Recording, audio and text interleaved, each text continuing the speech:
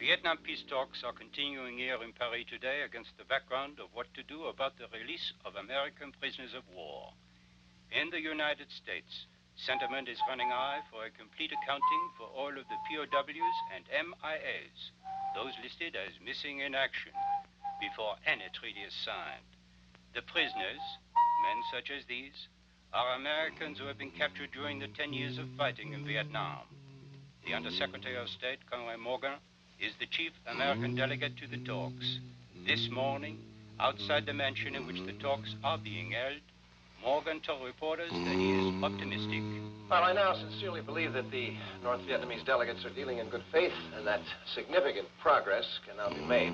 Mr. Morgan, as chief delegate to these talks, are you saying that a final agreement has been reached? What I'm saying, sir, is what I said.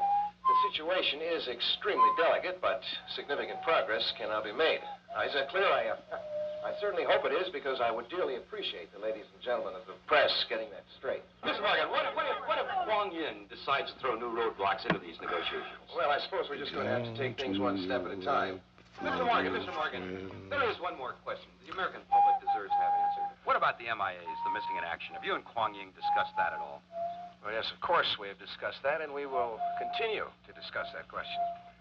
But as I'm sure you can all realize, that is of such a sensitive nature that I'm not at liberty to go into that question this time. I can only say this, that I'm very hopeful that we will arrive at a solution. One that... What the hell are you doing in my room? American... He told me to meet you here. Could have waited in the lobby. In that goddamn I really must be going... I'm enjoying it. Mr. Morgan, please, Mr. Morgan, please, do we have a statement, please? Harold's! Harold's, come on, bring that shit in here. Coming. I'm not as nimble as I used to be. Nor as coordinated. Actually, Conrad, I have always been rather clumsy. When you get that stuff cleaned up, make me a scotch, will you, please? So the war is over, Mr. Undersecretary. You're practically a national treasure.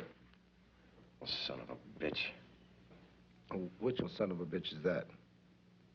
To cut his balls off. Give Harold a pair of scissors.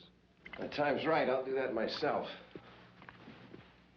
Sounds like your private meeting with Kwong Yin was what you guys in state called a frank discussion of the issues. The hell is this, Saunders? Some kind of a joke to you? You could say so. It's not to me. Well, somebody's got to take it seriously. I told them I didn't need any goddamn CIA help on this thing. They shoved me down your throat. Anyway. We've been through this before, Morgan. Now, what the hell is it this time? How many of your CIA people are the VC holding? I don't know what you're talking about. Say that bullshit for Congress. How many? 150, maybe. Why? They're dead. I take it the fact that we have positive information to the contrary is irrelevant. He wants a sacrifice. Speak intelligibly, Morgan. As the addendum to the peace terms, Kwong Yin wants a sacrifice. Well, call Omaha and get a flock of sheep. Maybe he's lost a lot of family to you people. I also think this isn't important, of course, but I think he's a psychopath. That makes him unique in this business, doesn't it? In any case, we agree to write off those people as missing in action. They agree to call off the war and give us a lot of other people back. And you agreed? I didn't agree to anything. You practical son of a bitch. You're gonna cash in those people's lives just for a shot at the Nobel Peace Prize. Saunders, don't get sanctimonious with me. Nobody's gonna win anything when this war's over. If the VC want him dead so bad, why don't they just kill him? Well, they won't kill him because they're worth too much as a bargaining point. Wrong. They'll kill him just as soon as they sign the treaty. Or they'll hold him as MIA till they're through interrogating them. In any case, what I'm trying to say, Saunders, we have to at least try to get some of those people out of there. I hate to think I've been misjudging you, Morgan. That would be unfortunate. Now, what do you call those commando people you're holding under the Phoenix umbrella? Black Tigers. Who in the hell thinks up names like that? Black Tigers. Actually, a group of us did, some years ago. Don't let anybody kid you, Harold. It's a great name. Can they get your people out? I don't know. It's very risky business. Take at least a couple of weeks for an operation like that. 48 hours. 48 hours. Right. What about staging a major operation in the middle of your peace talks? I'll worry about the diplomacy.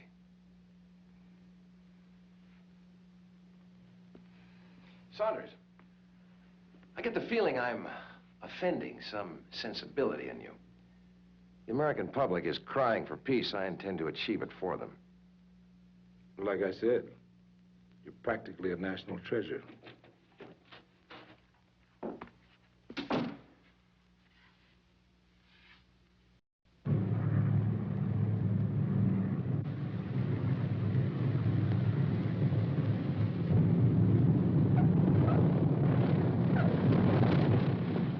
You know, Saunders, when this war is over, you should get a job as an advanced man for cancer. In support of the disease or the cure? I sometimes find it difficult to understand the American custom of joking during the time of crisis. How certain are you of your intelligence? To be perfectly honest with you, Major Men, the only thing certain about intelligence is uncertainty. As usual, you're a big help. This better be as important as your boys at headquarters said it was. Let's go, men. Now, what do you think Pencil's got to say when we come walking in there after him? He's going to say you came a long way, Fred, to collect your bread. Is what he's going to say. You better believe that, baby. What makes them think Hanoi will sit still for this kind of stunt? It must make some kind of sense, or they wouldn't be sending us out to do it. One camp, what good could it do? The POWs and dozens of camps. It's the camp with the most guys in it, man. It's the best we can do. I do not see how a raid at this time can do anything but harm the negotiation. Well, ladies, I'm going to bury you all. Major, I thought the goddamn war was over. So did I, but it's not. So what's your point? The point is, Major, we don't want to be the last guys killing this friggin' war if there's someone else available. Yeah, I think they got us down for second to last. Jesus Christ, whatever happened to the good old days when Randolph Scott and John Wayne were happy to have their asses blown off for the good old U.S. of A. Who the hell is Randolph Scott, man? Randolph Scott Keys, dude who wrote the national anthem. Oh, that Randolph Scott. You guys can joke if you want to. I've got a score to settle myself. Oh, that's the spirit, Gordy. An ear for an ear. I told you not to joke around about my ear, didn't I? Listen, I bet you're going to have a hard time finding an ear that size, Gordy. Yeah, just give me a couple whole heads and use what I need. Well, now, what do you know? We're going to go first class. You going to serve coffee, Randolph? I want Lola Falana to serve me my coffee. I got a movie on his flight. Yeah.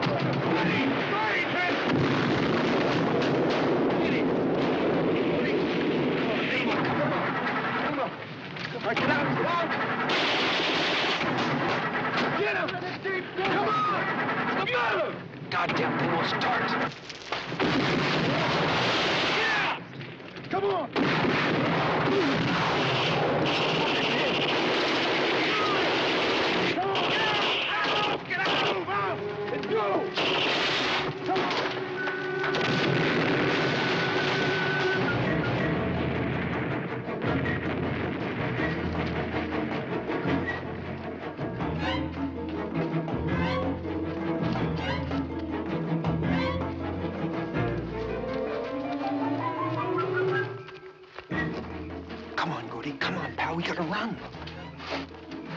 What are we running, Mike? Are we late for the train or something?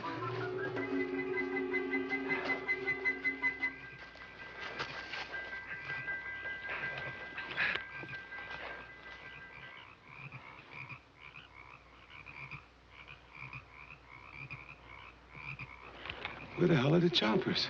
The choppers aren't here. Why don't we take the train? Radio. Nighthawk, this is Tiger 1, over.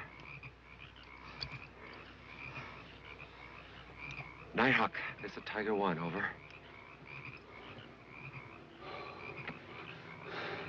Somebody's gonna pay for this screw-up. I think I know who. Yeah.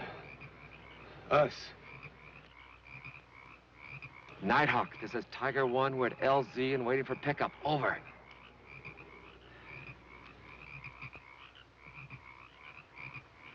I don't get it.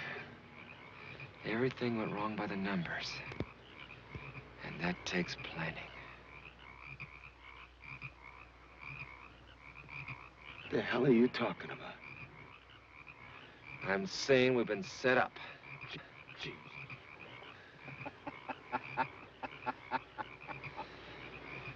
Where are the choppers? I just told you, Gordy. It was a screw-up. I like choppers. They're like birds. You like birds, don't you, Mike? Sure I do, Gordy. Sure I do. Where are the choppers? I like choppers. They're like birds. I shot a bird once, and my daddy took my rifle over. Take care of it, Mike. What do we do now? Survive.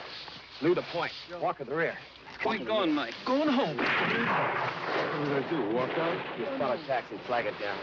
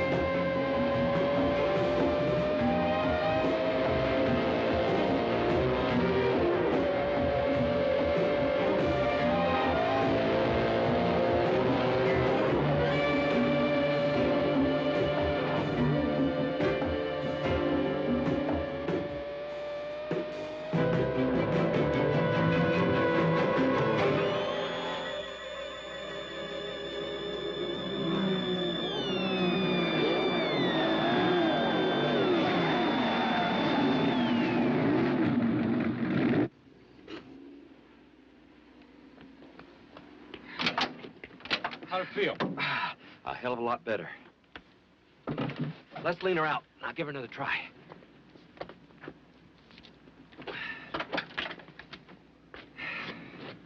I think our troubles with this baby are just about history. You spend one more minute with this car, I think that baby down there is going to be history. Damn. Can you believe I forgot all about her? Any man who forgets something like that needs a lube job and oil change real bad. I can't wait to get her on the rack. God damn it, Booker. What's a girl have to do to get your attention? I'm sorry, Kelly. Ay, ay, ay. You're really gonna be mad. I've got a class to teach in 1 hour.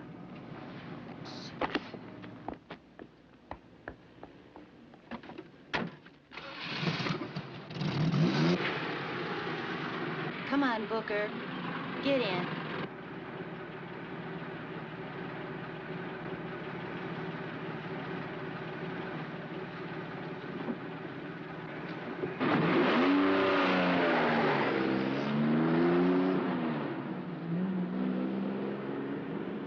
And so as history slowly places it into some kind of perspective, a few things about the Vietnam War have become clear. It was a war that never should have begun, and a country we never should have entered. And as thousands of victims died without really understanding why. Mainly because the reasons for the war were beyond any rules of logic. On Wednesday, we'll sing patriotic songs and pretend I said none of the above. Good lecture, man. Thank you. See you, Booker. Okay.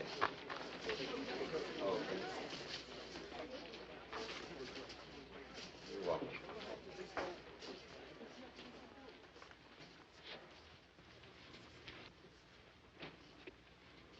I hope you didn't mind my sitting in. Seems a long ways from the 60s, doesn't it? Yes, it does. Can I take you to lunch? I don't eat lunch. Who are you? Let me take you to dinner and find out. You do eat dinner. I've been known to. I'm on an expense account. You're a reporter. Why else would I fly all the way out from Washington to see you? I don't know. Pick me up at 7? 7's too late. For us. For dinner. How about 5:30? At 5:30 in Washington, they're still out to lunch. In Washington, they're always out to lunch. Besides, I have a feeling this might be a very interesting evening. You're the professor, Professor.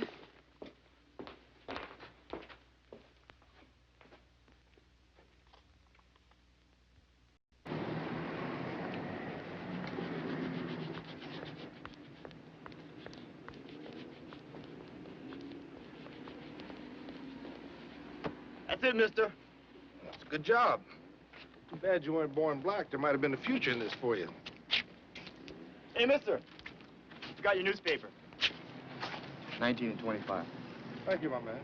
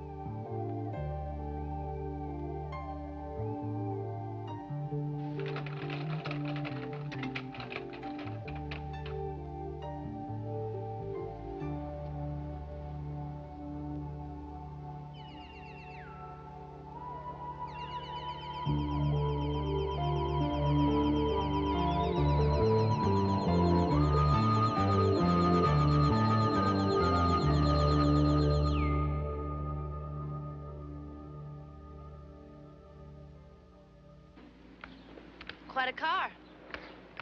Not exactly ideal for going from stoplight to stoplight, is it? Not unless they're a couple hundred miles apart. Pretty much for a grad student. I do some test driving, and like a damn fool, I took the car instead of the salary.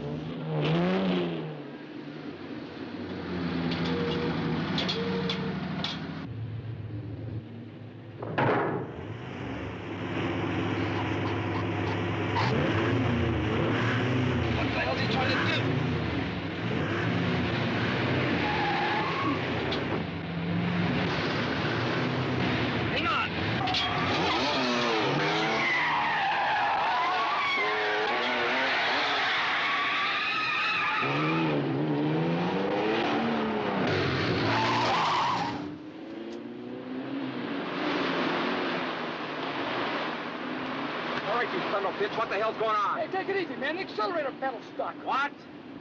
I said the accelerator pedal's stuck. Then why the hell didn't you kill the engine? Because I thought I could kick the pedal loose.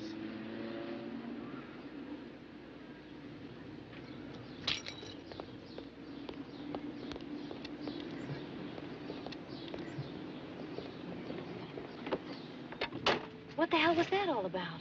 I wish I knew. I think I need a drink. Any place in particular? Your place. As long as you drive carefully. Are most of your days usually as exciting as this one? Not quite. But I've got a feeling things are about to change. You've got something to say it. You were on a top-secret mission to rescue some POWs at the end of the war. No response? I get it. You're writing a book about the war. Something like that. When you arrived at the camp, there were no POWs, only Viet Cong. You lost most of your men.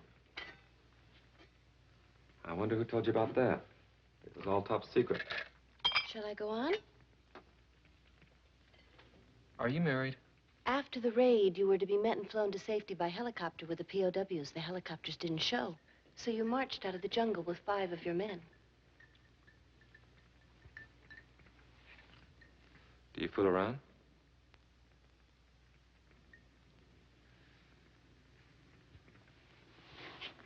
It took you 3 weeks to get out of the jungle.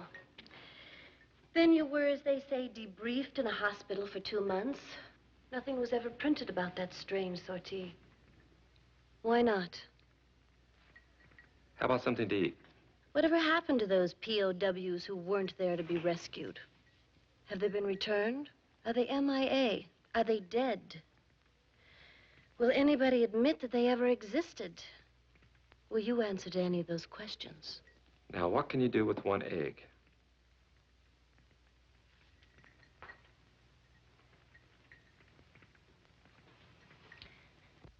Watch out. Nice selection. We can saute these. I tried it once. I didn't like it. How about some frozen halibut? Your unit was a part of Operation Phoenix. Its job was to neutralize, I believe they called it, to the Viet Cong undercover agents. You were also assigned to rescue our own POWs. You're very intense for a girl with such...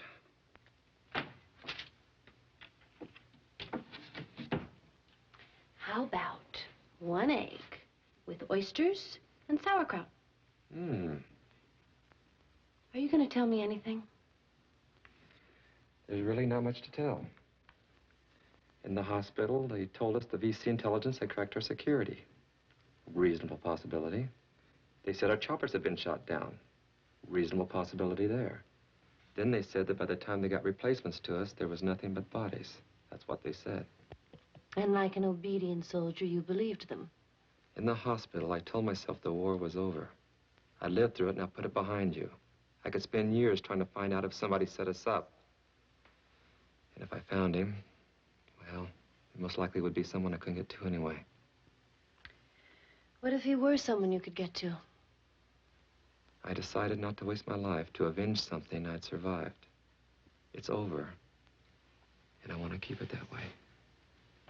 I don't believe you really feel that way. Why are you asking all these questions? I can't tell you. Then stop asking them. I met a man at a cocktail party in Washington. He was what the newspapers refer to as a high-ranking government official. He was also very, very drunk. The scotch seemed to break some barrier in his mind. He mentioned the Black Tigers. How's the sauerkraut coming? Coming nicely, thank you. John T. Booker, a man taking his Ph.D. in political science, who used to be a member of the CIA. Sounds schizophrenic. I was never a member of the CIA. The Black Tigers were CIA. I didn't know the Freedom of Information Act was that effective. It isn't. But I am. What do you think of Conrad Morgan being named Secretary of State Designate? Nothing. Doesn't interest you, huh? I'm only interested in finding out what you're not telling me. Who's going to tell who first? What he or she isn't telling. Maybe I'll tell you after dinner. Or maybe in the morning. How about the morning?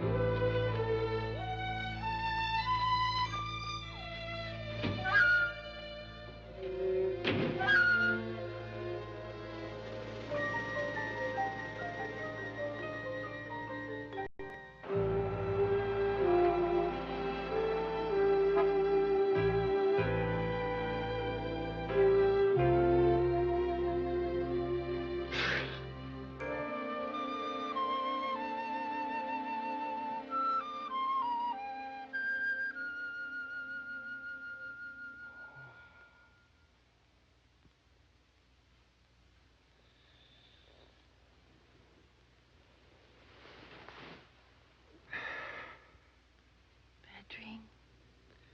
Yeah. What?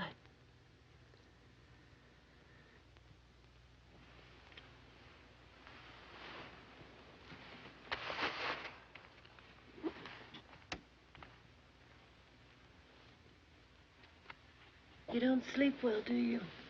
No. I don't either. I keep you awake? I didn't mind. I'll make it up to you. You already have.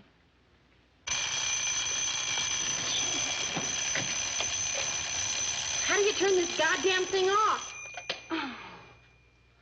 Why does anyone who doesn't sleep well have an alarm that sounds like Big Ben that can't be turned off? Where are you going? To run.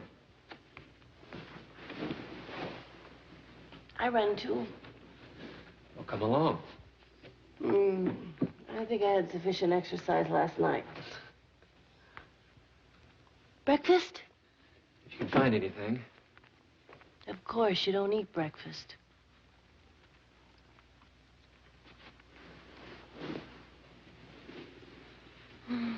I'll see you in exactly 27 minutes. When I get back, we can talk about breakfast. Maybe.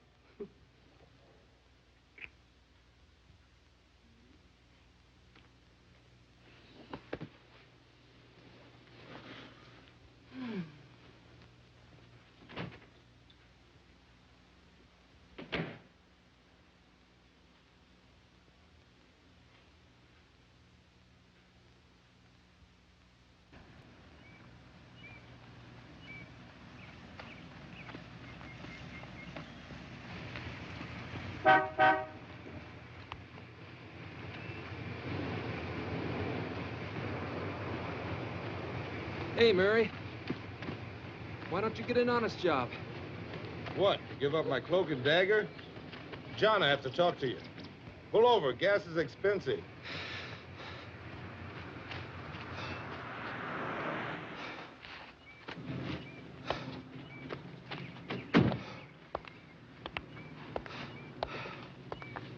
know better than to ask where you've been, but that cigar smells like pure Havana.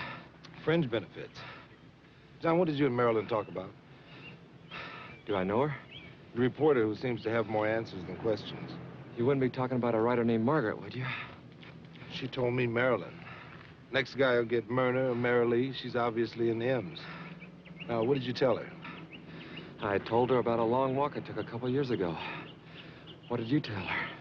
Somebody told her more about that mission than even you and I know. The scar's ugly, but it's healed. Well, it's about to be reopened. Operation Sandstone. I don't recall that one. There was no Operation Sandstone. You see that line with the DA on it? That means that sometime during an operation which never happened, it was confirmed that you were a double agent. See that sanction authorization one? There's a contract out on me. Correct. Why? I suspect that reporter found out something she shouldn't have. Now, what did she tell you? She said someone talked to her about the mission. I didn't want to hear about it. That's why ostriches die young. Now, whoever talked to her has evidently decided to rectify his error. Well, who the hell can get into this machine and put out a hit on me? Only the president, the secretaries and a few undersecretaries of Defense and State, the directors of the FBI, the CIA, the chairman of the National Security Council, and the chairman of the Joint Chiefs of Staff. Thank God it's nobody important. Jesus, this is crazy. It's not just you, John. I had reason to check out all 5 of those guys who came out of that jungle with you. Holly Washington is dead. I think Lou Goldberg is, too. Was it your people? I don't know. Well, find out. Look, first I get a tip on Holly and Lou. Then I meet a girl who knows more about that goddamn raid than anyone should. Then there's the fact that I'm the one that sent you on it. Now, it isn't on that computer, but it's a goddamn good bet that my name is on that hit parade along with the rest of the Tigers. Well, can't you warn them? Protect them? You can. Last known names and addresses. Man Band 2? What the hell is his name doing on here? He was killed on that last raid. Evidently not. First listed as MIA, then POW, released at the end of the war. And we obviously paid him off by bringing him into this country. He's cooking for some Peking-style restaurant in San Francisco, specializing in fried dumplings. That's great. What else do you know that you may have forgotten to tell me? There is something, but I just can't remember what it is. Well, that helps a hell of a lot. Look, John, there's a lot I can't help you with. The company has too many eyes. So you're gonna have to warn those guys yourself. This is my life you're screwing with, Murray. It's mine too, friend.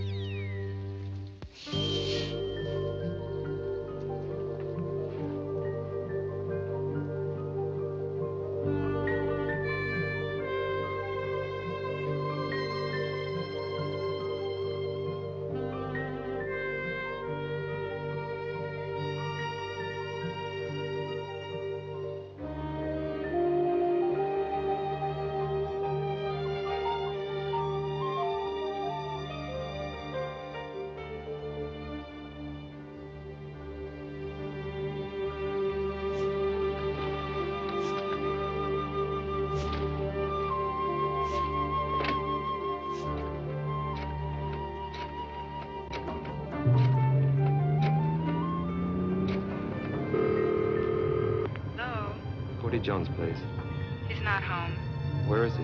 He's at his uncle's, Sheffield's travel town. Can I call him there?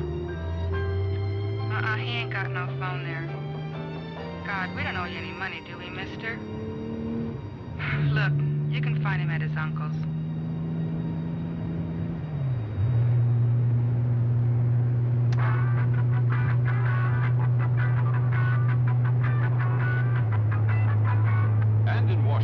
Secretary of State designate Conrad Morgan goes before his final Senate subcommittee hearing this morning. Morgan's approval by the committee is virtually certain. At 41...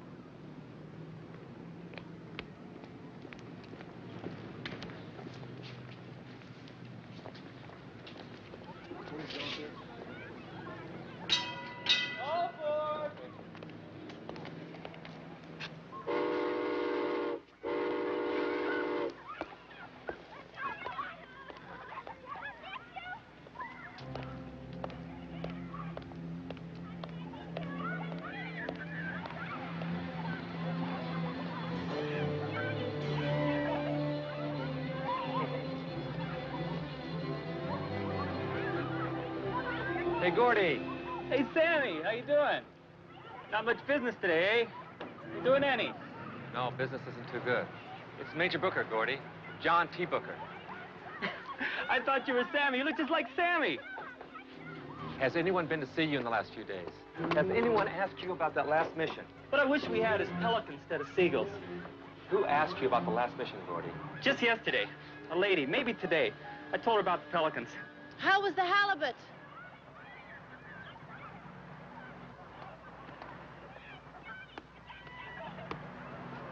Who the hell are you? That's the lady, Major.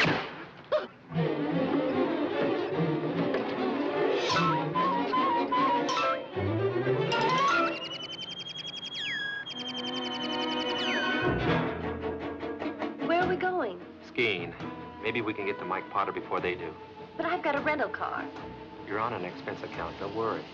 I don't have any ski clothes. We'll get something.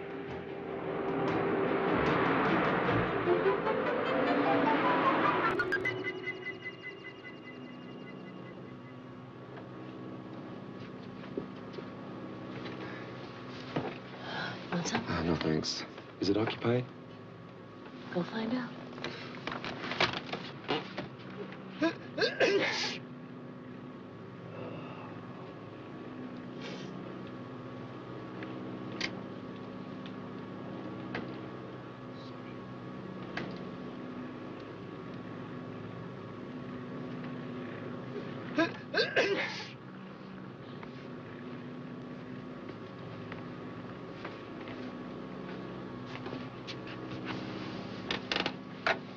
Go to the bathroom.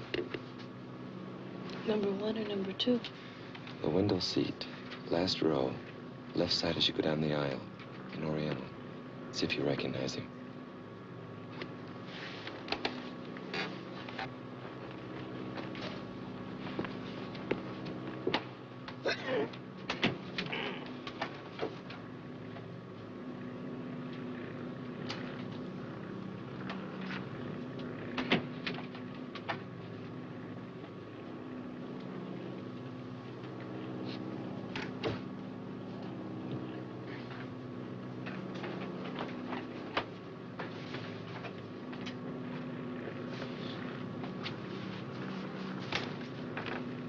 Looks like a waiter in a Chinese restaurant I used to frequent in Des Moines.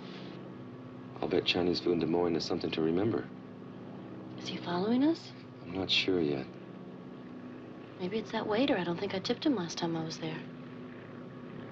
Who did you talk to at that cocktail party in Washington? Please don't ask. I'm almost certain I'll lie.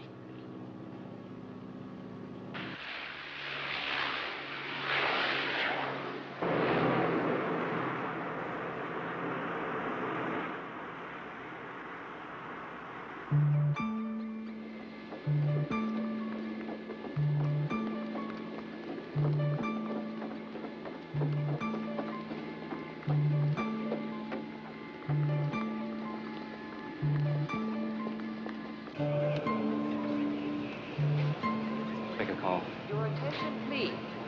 Will all There's another one. passengers boarding on flight 184 please contact the agent at the Intermountain ticket counter. I repeat, will all passengers holding tickets for Intermountain Flight 184 please contact the agent at the Intermountain ticket counter.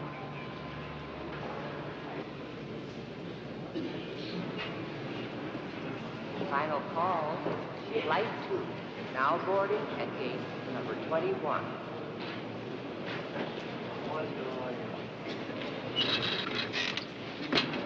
So much for that.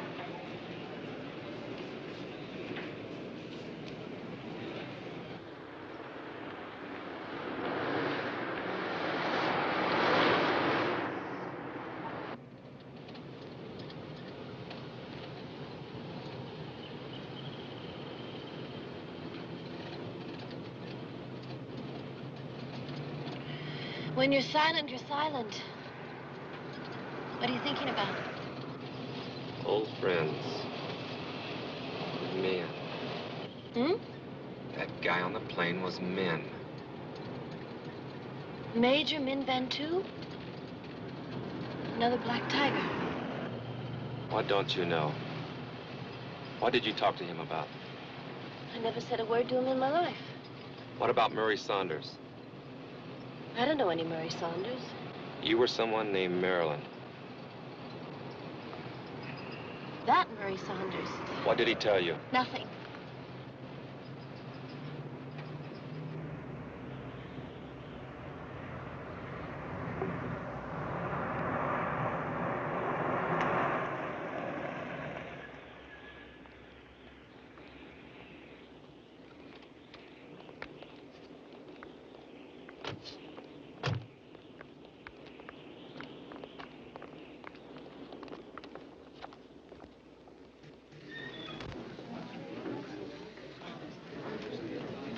Good evening. You got here just in time.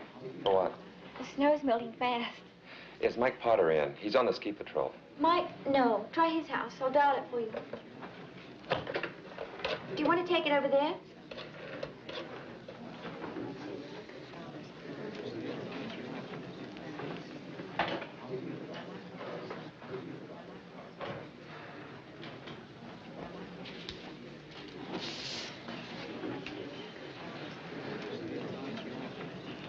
He's not in. Tomorrow's his day off. He's jump crazy. He'll be on the jump first thing in the morning.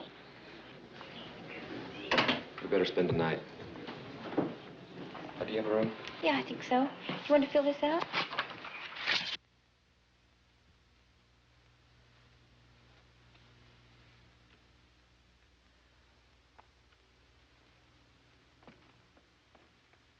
To what extent are we speaking to each other? What do you want to talk about? Well, I was wondering, for instance, if we're speaking enough to share the only bed in the room. Sure, we can share the bed.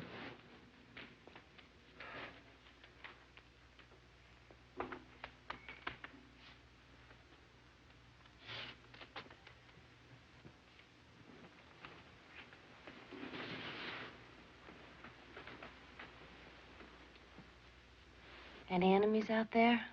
I'm just as worried about the enemy within. Are you an enemy, Margaret? No. You just happened to be there when Gordy was killed today. Were you there when Lou and Holly got it, too? No. Are you some kind of finger man for whoever's doing this?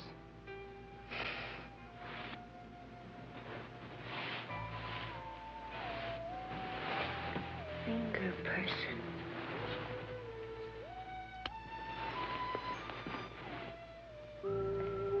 John, I haven't lied to you. Including last night? Especially last night. You fit in somewhere.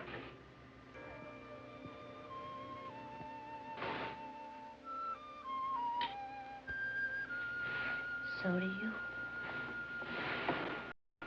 Mr. Morgan, I want to thank you for the cooperation you're affording this committee by your appearance here today. Well, thank you, Senator. And I want to assure you and the other members of the committee that I fully understand the necessity for hearings such as these. And I want you all to feel free to probe into any areas at all that might be of interest to you. I'm sure I can speak for the entire committee when I say, sir, that such an attitude is deeply appreciated. you know, we've had to deal with... Think you'll make it? Morgan? Yeah. Oh, yes. He's the new darling of Washington.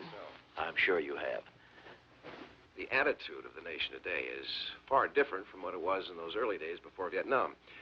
I think the American public today is far less eager to be... We better get going. Foreign adventures of doubtful advantage.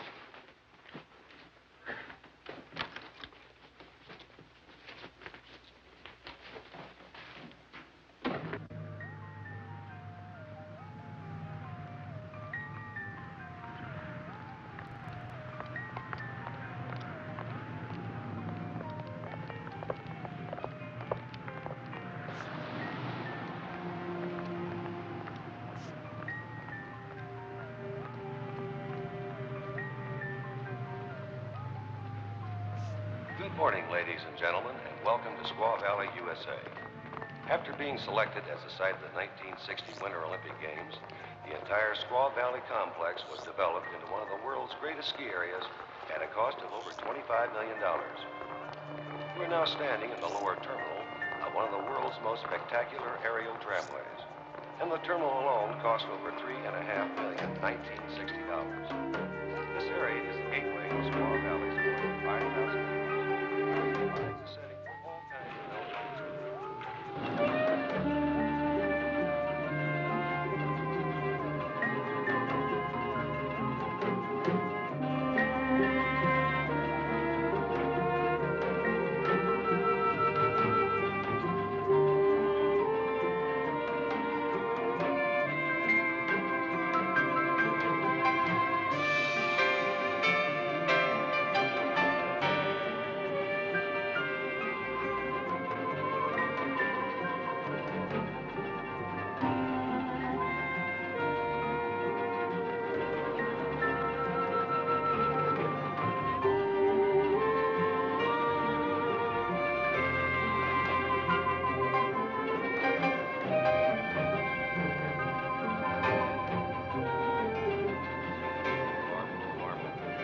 What snow we had this year is now melting rapidly. So as we approach the top station, we advise you to hurry out to the slopes and make the most of what's left. On behalf of Squaw Valley, USA, I'd like to thank you for joining us and have a happy day.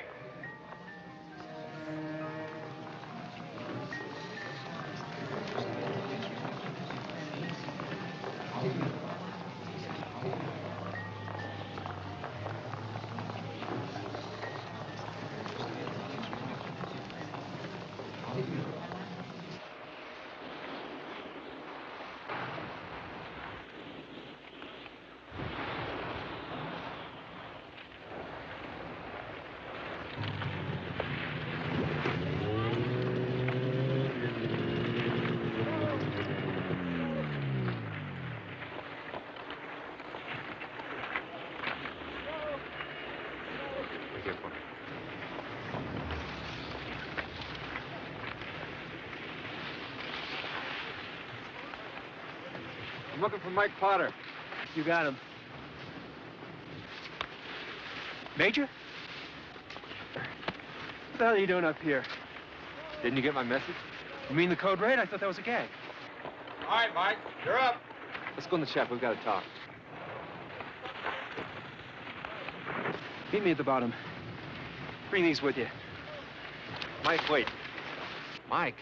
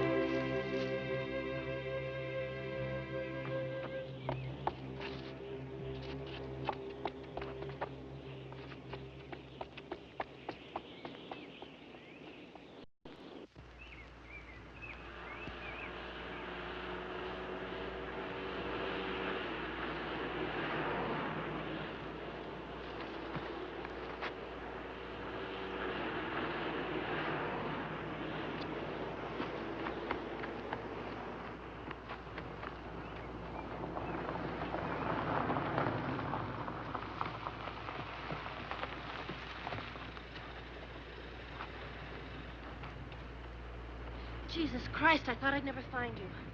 There were cops all over the place up there. I've got your clothes. You can change in the car. Are you all right? It was Min, wasn't it? The woman he met at the airport. I'm sorry about Mike. Yeah, but there you were, right on the scene again. I'm not the enemy, John. I told you that last night. I think we'd better talk. Tell me.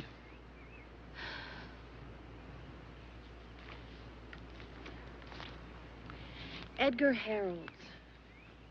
Childhood sweetheart? A drunk at a cocktail party. Who is he? Undersecretary of State. A career man at the end of his career, maybe the end of his rope. God damn it, who are you?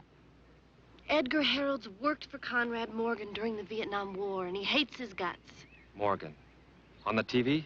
The Senate does more than question a man who's nominated for Secretary of State.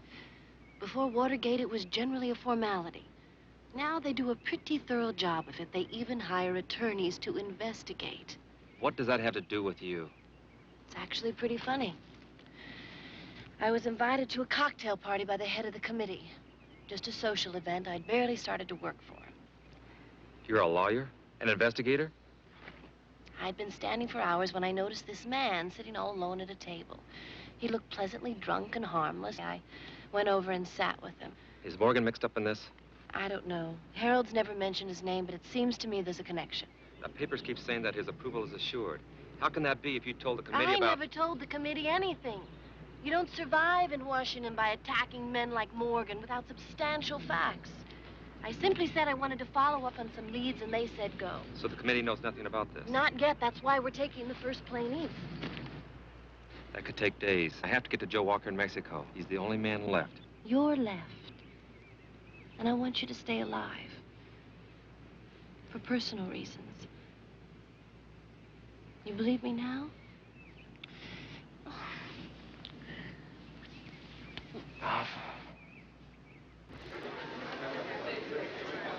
Your attention, please. Will all passengers holding tickets for Intermountain Flight 184 please contact the agent at the Intermountain ticket counter?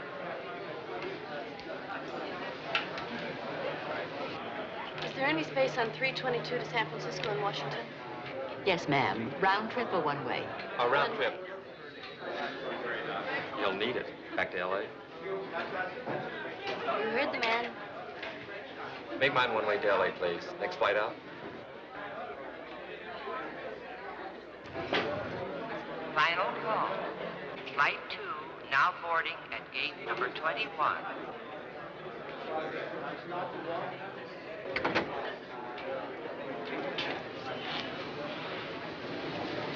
How about a farewell cup of coffee? Why not? Oh, you'd better hurry. They're beginning to board. Flight 300 from San Francisco and intermediate cities now arriving at gate 10.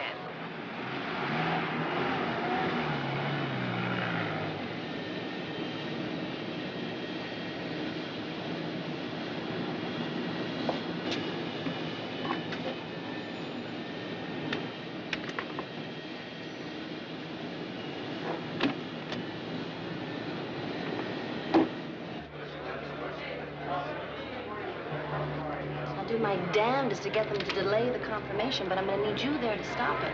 If Harold's will talk.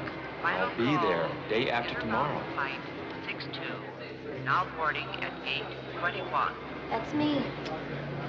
You gonna wave goodbye? I have to turn in the rental car. Oh, God, I left one with a meter running in San Diego. The committee will love you. They can ask for a bigger car rental budget next year. Don't worry about us taxpayers. Bye.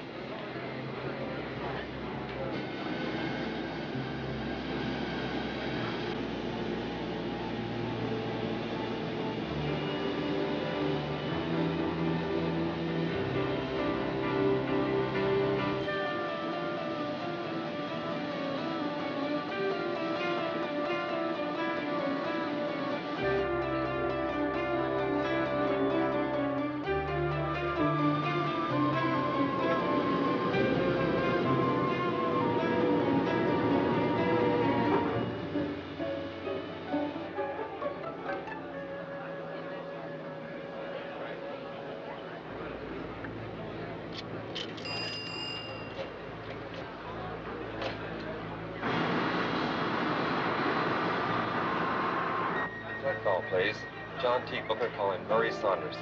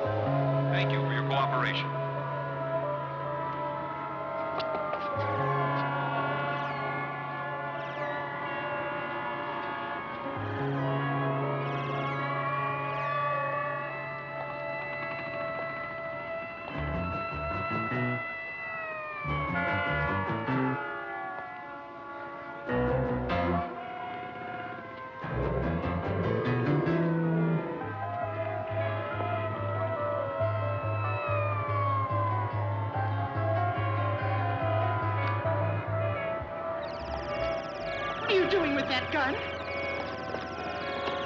Oh!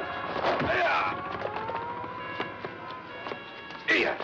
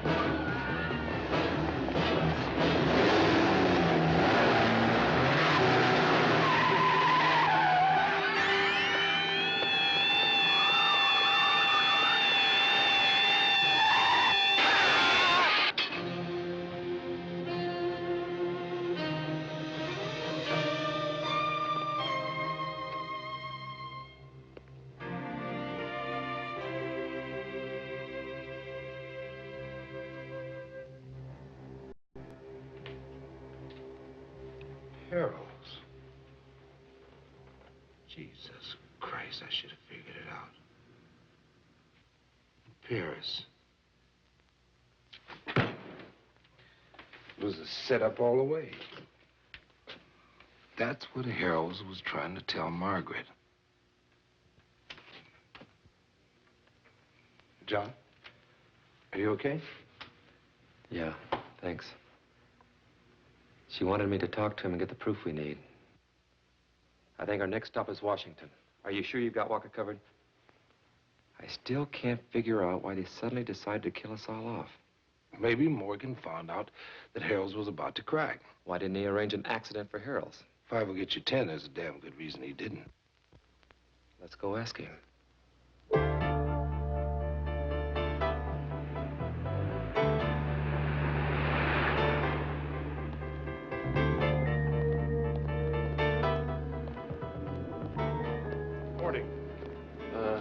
May I help you, gentlemen? Yes, Mr. Harold's apartment, please.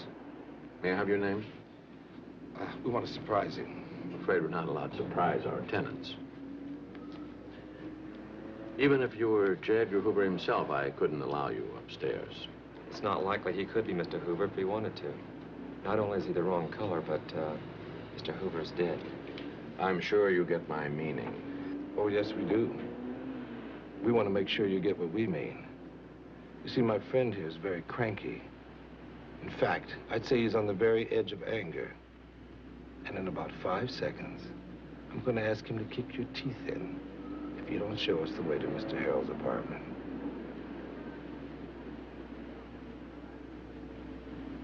Very well.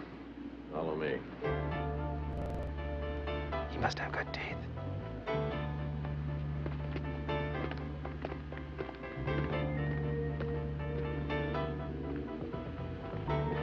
Remember what happened the last time a Washington apartment was broken into for political reasons.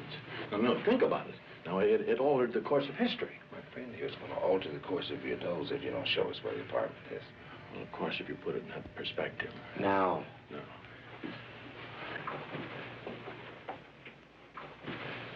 There it is, gentlemen. Shall we ring the buzzer or kick it in? No, I'll ring the bell.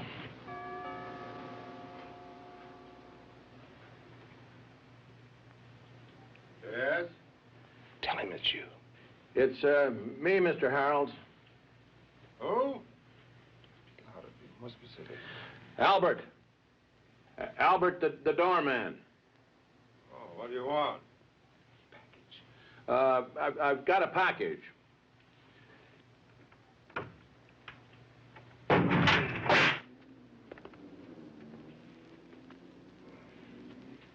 But it's all right, Albert. Thank you. You've been quite civilized. Good morning, Mr. Harold. My vengeance is swift, saith the Lord.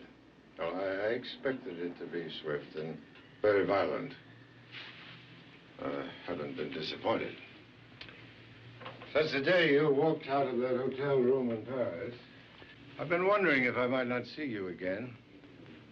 The fact that you are here now is testimony to your powers of survival. Well, the test is not over yet. I'd like you to meet John Booker. Oh, Major Booker, the shepherd of the betrayed flock. That's what we're here to talk about. Well, normally, I do what I've done all the years I've served my country and feed you a line of shit. But I don't think I'll bother. Perhaps you're doing me a favor. No, Major, there's no one else here.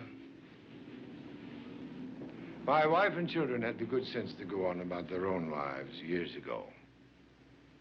Do you have a family, Major? I had plans, but they didn't work out. Well, perhaps you're fortunate. So this is what I get for having too much to drink and finding a receptive ear. Can you imagine a career diplomat getting drunk and babbling at a Washington cocktail party? You don't get to be an old-timer here without learning not to do that. Unless you're over the hill. An interesting phrase, over the hill. Conrad has been telling me for years that's where I am. He's a brilliant man, Conrad. Most of us think we know what we want out of life. But Conrad is one of those few who knows how to get it. Of course, he learned immediately of my drunken indiscretion. The captured indiscreet remark is a source of power in Washington, a lesson Conrad learned well. I may have been the one who first taught him that. Perhaps I am over the hill. And she is a brilliant young woman, quite lovely. There was something about her. I just wanted to talk to her. But of course you must know that by now, Major. You being the leader of the Black Tigers, I assume she must have gone directly to you. Of course, Morgan assumed the same thing. His efforts to find out just how much you knew and whom you might have told have probably kept you alive. 4 of the men who came back with me weren't as lucky. My condolences, of course, will seem meaningless. I was there in the beginning. when they invented the Phoenix operation. Do you know what everyone was most upset about? Oh, not the idea that we were consciously structuring a group of men whose purpose was the clandestine murder of other men. Well, not the moral ramifications that might befall us in another life for the decision based on political expediency. Oh, no.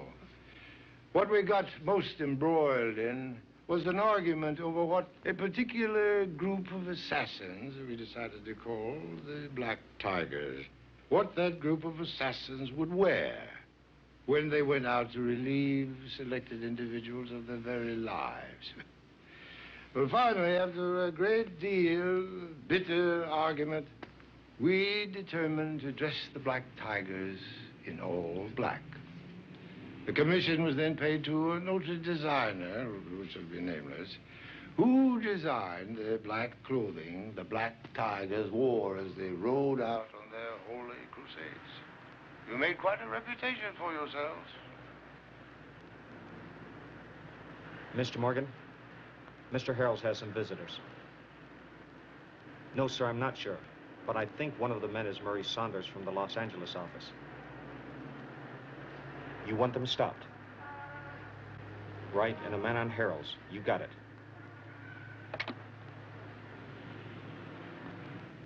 We were set up. Oh, yes. What was the deal? Well, when I was a younger man, I knew I was going to be Secretary of State, or perhaps even President. If I tell you the answer to that question, I may not even be afforded the opportunity to retire next year with a modicum of dignity left to me. But then I suppose your life is not nearly so inconsequential to you as it is to Mr. Morgan, or even to me.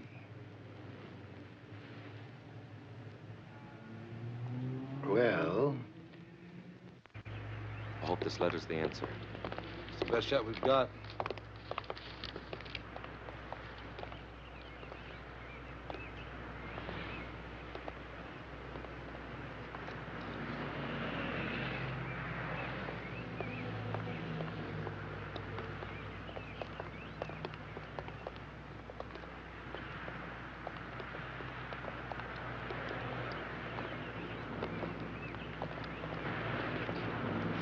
Okay, Saunders, I want that letter.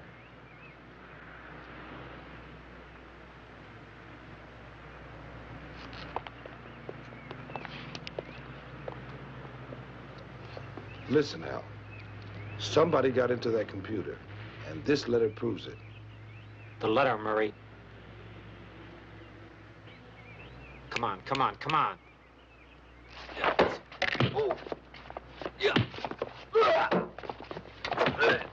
Get the letter. I'll cover you. Okay, watch out.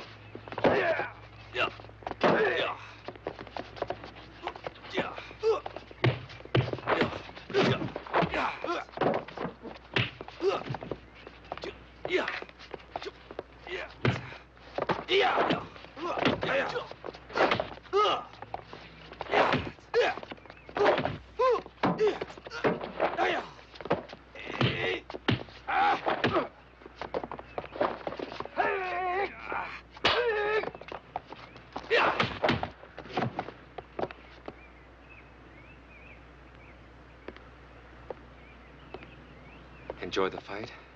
Terrific.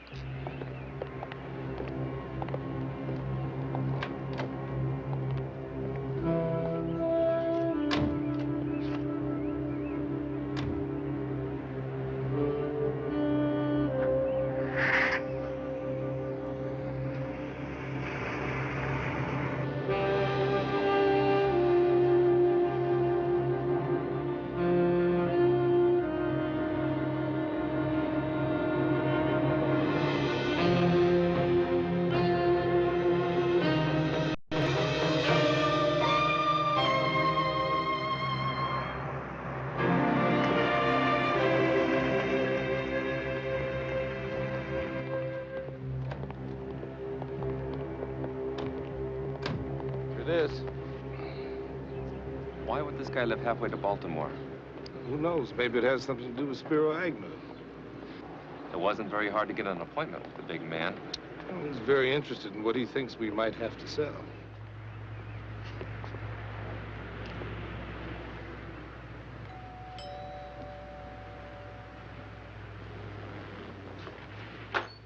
Oh, good morning, Saunders. Good morning, Morgan. I don't believe I've had the pleasure. A gentleman whom I'm sure will add to our discussion. I see.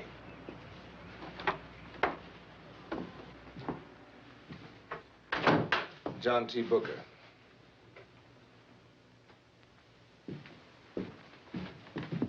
Well, Saunders, I trust this rather unusual meeting is as important as you indicated. Something I believe you said to do with our last rather unusual meeting in that Paris hotel room. Something, yes. But with one notable addition. Coffee? No, thanks. Well, can we get on with it? As you may have heard, I have a rather busy day ahead of me. You made a secret deal in Paris with Quang Yin, the North Vietnamese negotiator. Secret deals are the heart of diplomacy, Mr. Booker. This deal called for the murder of the Black Tigers. Murder, Mr. Booker? One other American knows about it, and he talked. Indeed. At first, I couldn't figure out why you didn't try to kill Harold along with the rest of us. He told me. He sent a registered letter to 4 lawyers, none of whom you know. The letters were to be opened in the event of his, untimely death. Early Agatha Christie. And just as effective. The letters explain what was known between you and Quang Yin as the Phoenix solution. I couldn't figure out what Major Min was doing, popping in and out of my life. At first, I assumed he worked for them, whoever they were. But of course, they are you, and you are all one. Oh, I see. We have met the enemy, and they is us. Comic strip philosophy, Mr. Booker. Agreed. And now Quang Yin is manipulating you like the comic strip diplomat you are. He waited patiently until the moment of your greatest vulnerability, the eve of your confirmation as Secretary of State. And now he's blackmailing you into completing the deal you never finished. The extermination of the Black Tigers. Well, they are very unforgiving people. Toward you or the Black Tigers? Toward us, Mr. Booker. We is us. Perhaps.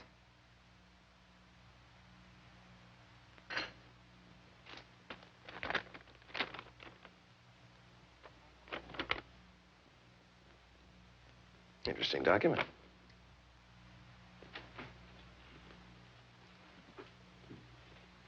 Morgan, you're going to pick up that phone and call the White House. Sudden personal problems are going to prevent you from accepting the nomination as Secretary of State. If you don't, the news media is going to have one hell of a time with that letter. I understand, Major Booker, that you were quite a jungle fighter. Well, this is my kind of jungle, Major. No. No, I just don't think it would be expedient for me to resign at this time. Expedient? Just like it was expedient to send us on that POW raid? Expedience built this country, Major Booker. It was expedient for this great democracy to have legal slavery for half its existence. And it was expedient to keep the vote from women for 150 years. Expedient to declare war on Spain and Mexico and to invade Cambodia. From the halls of Montezuma, Major Booker, to the shores of Tripoli, and it was expedient, goddammit, to get rid of the Black Tigers.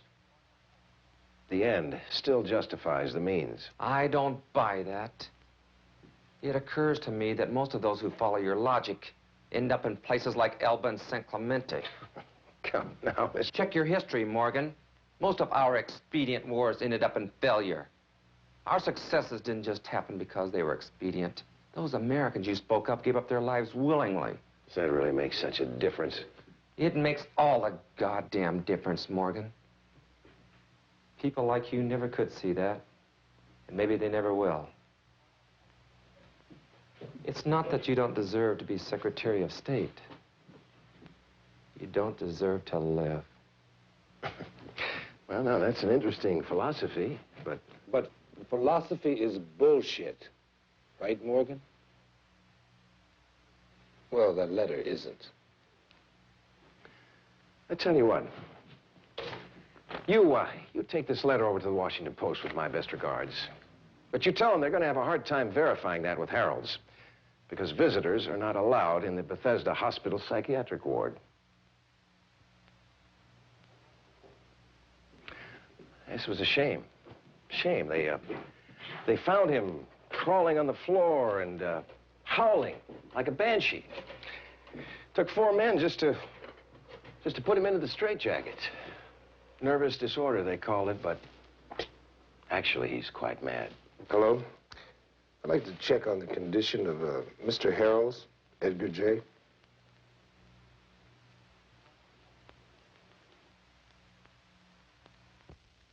Thank you.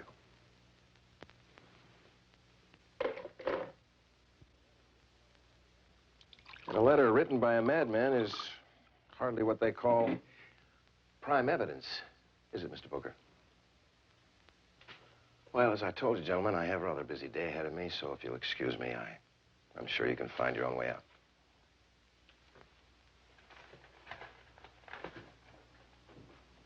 Oh, by the way, Mr. Booker, tragic news about your lady friend, Margaret, was it?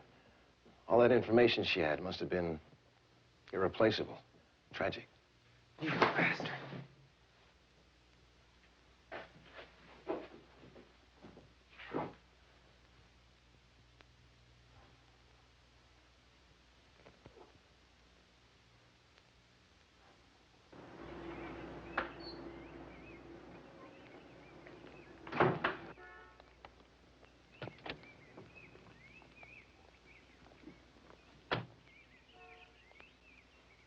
Wait a minute.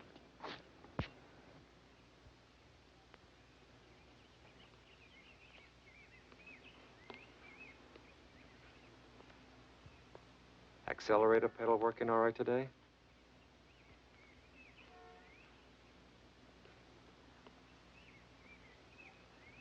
Work for Morgan? Do you?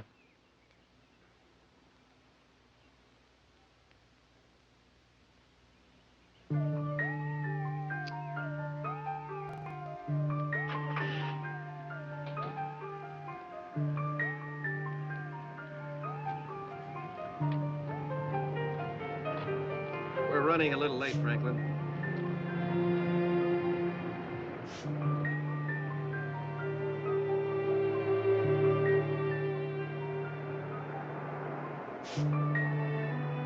Secretary of State. Morgan will become one of the youngest men ever to achieve this high office.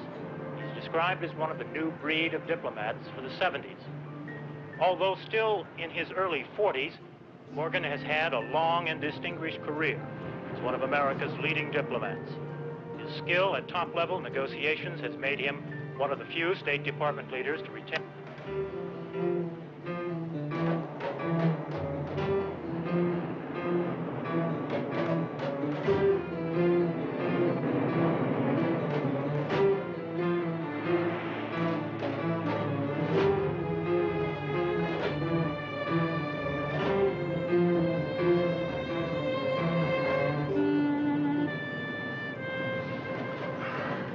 Franklin, where are we going? Franklin, I said, where are we going? What the hell is this? Good morning, Mr. Secretary.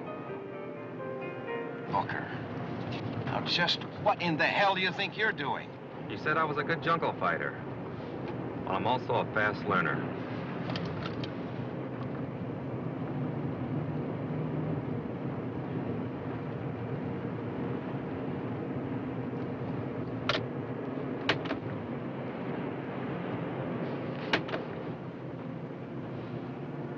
Now, you stop this car, you fool. Relax, Morgan. We're just going to talk. All right, go ahead. Talk. What you said about expedience made a hell of a lot of sense. I see there's only one way to deal with people like you. Expediently. You won all the battles, Morgan, but you're going to lose this war. How would you like to be an MIA? What are you talking about? When it comes time for your swearing in today, you're not gonna be there. I'll be there. Uh-uh. You're dreaming, Booker. Am I?